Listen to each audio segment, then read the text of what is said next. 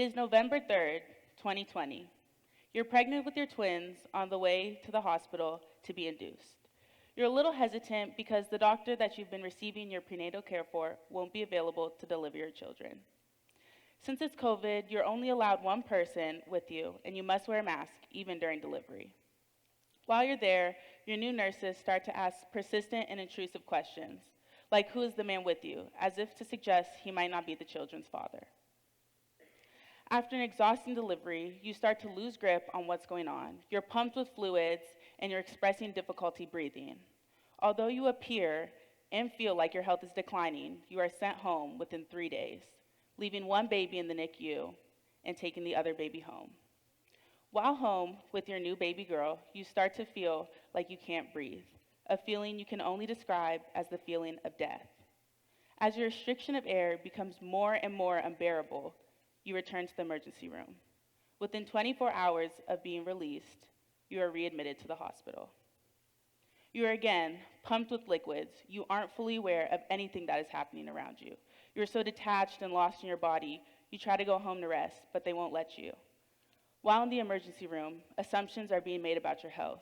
You're being treated for the completely wrong health issues, preeclampsia and gestational diabetes, which you don't have. It finally took the father of your children, who is an Asian pharmacist, advocating on your behalf to get your needs met. You had to get a second opinion, not from your primary doctor, not from the doctor on call, but from your own partner to receive the proper care. Within 3 days, you lose between 30 to 40 pounds of water weight. If you had not gone to the hospital, you would have suffered a life-ending seizure, leaving your children without a mother. This isn't just a random story. This is my cousin's. Sadly, she is not the only woman who has suffered due to racial biases and discrimination in the healthcare system. She is just one of many Black women who shared the similar trauma. Every day, Black women and infants are subjected to healthcare inequalities and racial disparities. Studies have also found that maternal death rates in postpartum, meaning those occurring within 6 months to 1 year, are both 3.5 times higher than white women. They are 6 times higher risk than any other race.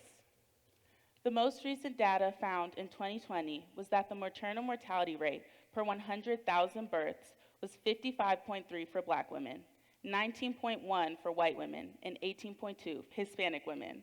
We see the same pattern in infant mortality rates. Per 1,000 live births, the mortality rate for Black infants is 10.6 compared to 5 for Hispanic infants and 4.5 for white infants. These staggering numbers don't even conclude the postpartum complications Black women face when they do survive childbirth. These experiences Black women face, like fibroid, ectopic pregnancies, hemorrhages, embolisms during and after pregnancy. Black infants are more likely to be born preterm with low weights and/or birth defects. All complications that Black women face and infants, these can lead to chronic health issues and disabilities. And the most frustrating of these statistics is that 60% of these complications are preventable. For women who do survive pregnancy and childbirth, they often walk away with permanent emotional trauma and distrust in the medical system and healthcare professionals. They find themselves avoiding healthcare and hospitals for problems unrelated to pregnancy and are hesitant to seek care for their loved ones for fear of maltreatment. It can be so extreme that many women can decide to not continue to grow their families because of the trauma in childbirth is so severe. The legacy of the healthcare mistreatment towards Black women is nothing new and has been around for centuries, whether it was the gynecological experiments on Black enslaved women or the harvesting of Henrietta's lac cells without her consent. Black women have experienced abuse at the hands of the healthcare system, and we see it continue today. Black women are less likely to receive prenatal care, and those that do receive a lower quality care. During these early visits, Black women report having to answer unnecessary and personal questions that don't relate to their pregnancy or condition. These questions can be accusatory in a derogatory tone, and Black women find themselves answering the same question over and over again because they are not believed the first time. When Black women express their concerns, they often have to downplay their symptoms for fear of coming across as the stereotypical angry Black woman. while at the same time, when they do finally share their pain or concerns, doctors often don't believe them and therefore don't provide the necessary care. This applies to Black women and extends beyond the socioeconomic levels. When Serena Williams, the most famous tennis player in the world, recounts on struggling to receive adequate health care, it further proves that all Black women, no matter what socioeconomic they come from, are all subjected to these inequities. While Black women receive lower quality maternal health care or have trouble accessing that health care, we cannot look past the chronic stress that Black women face every day outside the hospital as a result of racism.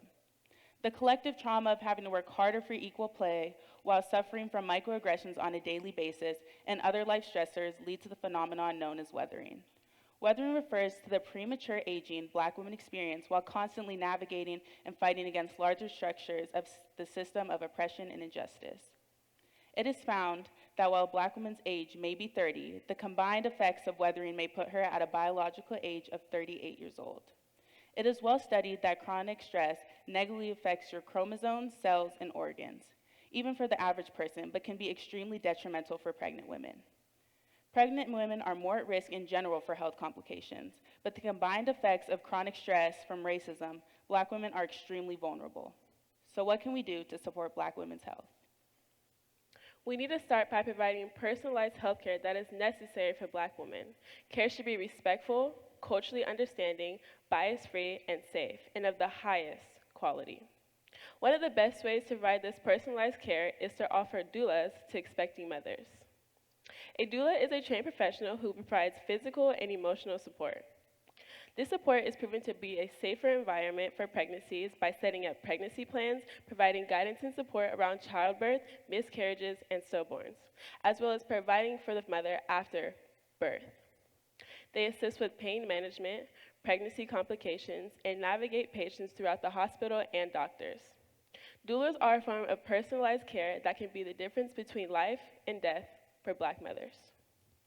Women who have received care from a doula are less likely to have a cesarean section or have their pain minimized. They also report having a more positive birthing experience while feeling less anxious and depressed, more confident with the baby, and are more likely to breastfeed. These types of doula programs can and should be funded by the government, just like other types of health care.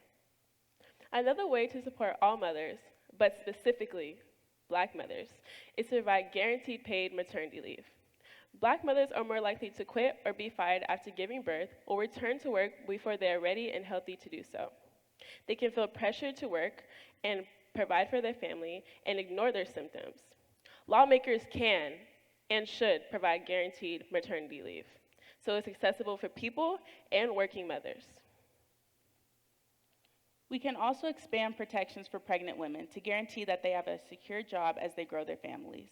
Lastly, expanding healthcare coverage and access provides women with the safety and freedom to grow their families and care for their children. We all are here because of a mom, and we all know and love someone who is a mom. But there's a group of moms who need our support, advocacy, and strength more than ever. Everyone is deserving of dignity, respect, and security, and that includes Black mothers. It is time to step up for Black moms. Thank you.